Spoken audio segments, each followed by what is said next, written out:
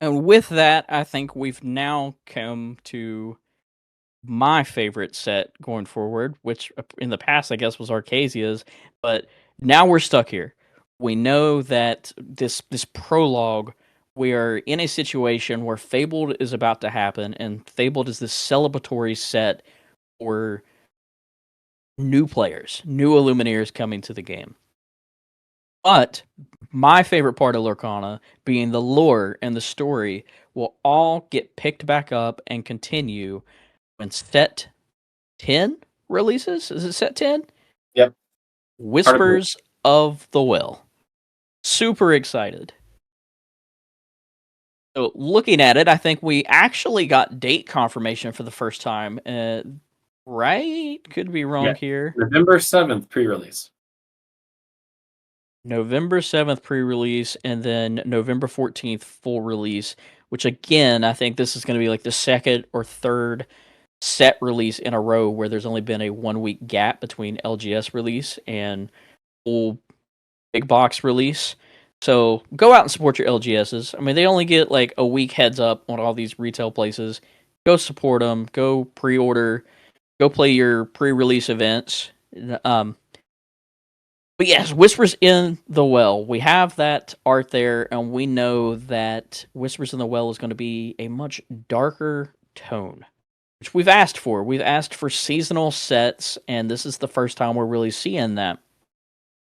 And I think it was announced, correct me if I'm wrong, but I think it was announced during the actual panel that the well itself, and this is the only story related thing that we really got, was that the well itself from Whispers of the Well is located inside the Illuminary. Because I think you were like, you leaned over to me and you were like, "Did you hear that?" Yeah, no, we talked about that in our video, and the well is actually inside the Illuminary. So, Which I fully, this is what I thought the entire time. And I plan on making a separate video later on talking about it and discussing it on the other channel. But to me, the well is the heart of the Illuminary. I think back to like Fantasia with the brooms and the way that the brooms work all throughout the Illuminary, and you see that scene where they go to the well and they're carrying the buckets of water, and to me, that's all I can think about is this well of magical ink that resides within the heart of the Illuminary and pumps this magical fluid of this ink and allows everything to just come to life with magic and allows these glimmers to exist and this world to exist. And I think the flood may have caused something to happen because we know after the flood, during Shimmering Skies, the Great Illuminary started to fall apart. And it has not been fixed since. So I feel like now that we've talked to Arcasia, we're learning from Arcasia, the Illumineer's next goal is to go and fix the Illuminary. And the best way to do that is potentially to go into the well, into the heart of a luminary, get to the bottom of what's going on, and try to fix things. But in the process of doing that, we're going to run into some new IP with Gargoyles and the Black Cauldron, which we can see Gargoyles. What's his name? Broadway in the yeah, very back left-hand corner, right behind the Whispers in the Well logo in that art. yep, there he is, hanging out there, very far left. I don't know if John's still searching for the image. Okay. But in that image, we can see a couple of other things that we should talk about real quick. I know in the past, whenever Arcasia's, I think, was coming out, we talked about all the hidden things that were hinting at dual ink. And we've been looking at this image for a while now, a couple of different podcast episodes, looking at all these pages, which you can see the Mickey Glimmer holding one here of the Ariel, and then you can see the one of like Arthur, the Sapphire Archer one that just got revealed as being reprinted, and all kinds of these this magical pages floating around within the well, and you can see that they're all ripped and torn. Well, that brings us Yeah. to the new type of glimmers, whispers. And from what has been said, whispers will be glimmers that are partially formed, that they are not all the way formed. So with their lore pages that are normally used to create these glimmers are ripped or torn, you can only make a partial glimmer. You don't have the full picture there. So that's interesting to keep in mind story-wise going forward.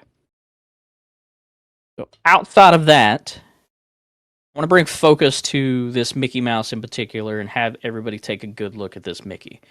Because he kind of looks like the Detective Mickey that we've seen in the first chapter? First chapter, yep. Seaweed Mickey. Yeah, but slightly different. We could tell that this is potentially it kind of looks like a Floodborn, and in the past I've said it's a Floodborn, but now I don't think so. I think this is Venturo's Glimmer. You can see Venturo there behind him, and Venturo has sapphire ruby ink. It's what he uses. But this Mickey in particular gives me the vibes of another card that we've seen real recent, especially if you pay attention to the cape that he is wearing. But if we actually go back, and I don't know if we have a picture of it now, but it is the Emerald Champion, the Goofy Emerald Champion that we got in as a promo at Gen Con whenever you went and purchased something at the Ravensburger booth. We know that this champion card or whatever is something that is coming in Whispers in the Well. Here is my argument. If there is an Emerald Champion, what's not to say that there's not a champion for every other ink color? There has to be. Why would right? why would there not think be? about it. We got the coils. There was a coil for every ink color. There was a Chromacon for every ink color. And there's got to be a champion for every ink color. So knowing that Goofy is the Emerald Champion, part of me truly feels like that this Mickey that we are seeing in the Whispers in the Well key art here is the Sapphire Champion. Maybe the Steel. Well, I wouldn't say Steel because, again, he's with Venturo. So maybe he's the Sapphire Champion.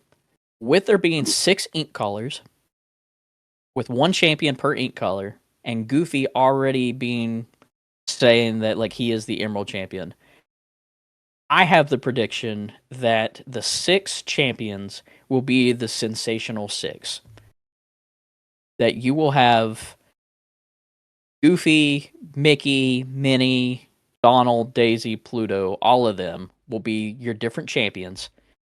And they will each represent a different ink color. And in that Goofy promo, you can see him on a rope. And I think that he's actually, like, story-wise, he's descending into the well in that art.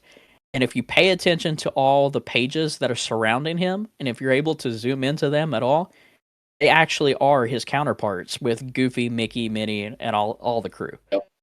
It's going to be the 6. It's like coils all over again, except actual glimmers, like Emerald, Sapphire, Ruby Champion. No, we'll see going forward. We'll see. That's a pretty good prediction, though. I mean, we got. We're not just you're not just throwing something at a board. We actually have art to back it up. Yeah. So I wouldn't be surprised if that's right, because that's pretty good. Then, outside of the actual packaging, which we'll talk about the packaging in a minute, the other big thing that we are getting is Zootopia 2. Mind you, Whispers in the Well releases on November 7th, then Big Box released on November 14th. Zootopia 2 is set to release on November 26th. So the movie itself will coincide to an extent with the release of Whispers in the Well, and we were receiving more Zootopia cards and more detective cards. So I think, what do we have here? Which one do you want to pull it first? I think maybe putting it all together. Yeah. The 2-cost inkable action shows off Nick Wilde and Judy Hopps, and this is probably before they actually go into the well itself. But it's chosen opposing character can't challenge during their next turn, and you get to draw a card. And then the flavor text down on the bottom is Judy talking, saying, "Okay, so these ghastly glimmers were first seen here, and the trail of torn lorebook pages started in this part of the Illuminary. So it's almost as if they are being detectives and they're trying to track down the origins of these torn lorebook pages of like where the whispers started, which will eventually lead them down the well." Then not really going to go. We'll just flash over them real quick. But you have the 4-cost inkable Judy Hopps uncovering clues. She's a 3/3. When you play this character, and whenever she quests, look at the top 3 cards of your deck. You may reveal a detective character card and put it into your hand. Put the rest on the bottom of your deck in any order. And you can see her there again with all kinds of ripped lorebook pages straight from a lorebook, as if someone's came by and just ripped them all up. You can see somebody has disrespected Chief Bogo, and there is a ripped Chief Bogo lore page there up top. Then lastly, we have the 5-cost uninkable Nick Wilde Persistent Investigator. I think during the second anniversary panel, someone said how dashing he looks, and Greg was like, "Well, yeah, he is a fox." This is a Floodborn ally detective. So again, playing into allies. I think we like when all this was being revealed, me and you were like, "Man, Sapphire's still ally, or Sapphire's still detectives." It's another cool little social deck. We'll see how it plays. It's kind of a strong boy too, though. He's a 5/4, quest for 2, shift 3. So now we got to have some smaller Nick Wilds he can shift onto, because I don't think we have any still Nick Wilds. Mm-hmm. And then his ability is case closed during your turn. Whenever one of your detective characters banishes another character in a challenge, draw a card. Remember, still's not about drawing cards, but we still find ways to draw cards. Ink identity, right? Ink identity. And how fitting too, because we are now like really truly investigating something. So I think it was a good time to bring in Zootopia too. Now, something I'm going to be very curious to see with. Was it? We on the same page? With you gonna movies? say what I? You gonna yeah? Yeah. So one thing I'm hoping that we're going to see, considering that Zootopia 2 coincides with the release, could we see another promo card in select theaters like we saw with Moana 2? That's why I bring up the date. Is because we haven't seen it since Moana 2. I thought we might see something with the live action Lilo and Stitch, but again, that was live action. So the next big title, I mean, we already see them. They're doing more things for the collectors in the parks and on cruise lines. Why not bring it back and do this? I mean, it would get me. I would go to the movies and see it rather than waiting for it to come on Disney Plus if I'm getting a promo card with it as well. I took myself on a little. I was on the road. I was on a work trip, and I was like, I'm going to take my happy butt down and watch Moana 2. And that's what I did.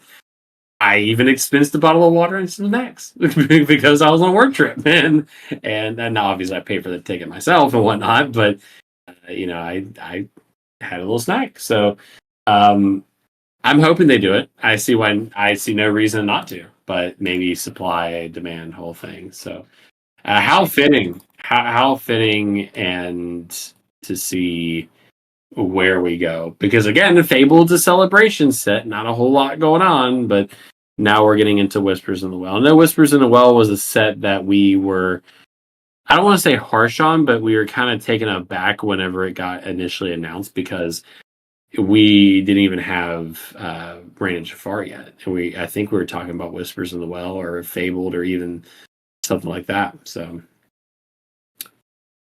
that's crazy. Yeah, thinking about it actually, because we were like, man, we don't even have product for Raina Jafar yet. Why are they showing this off? And then I'm over here now, like, man, get Fabled out of the way. Give me my story back. Give me my story back.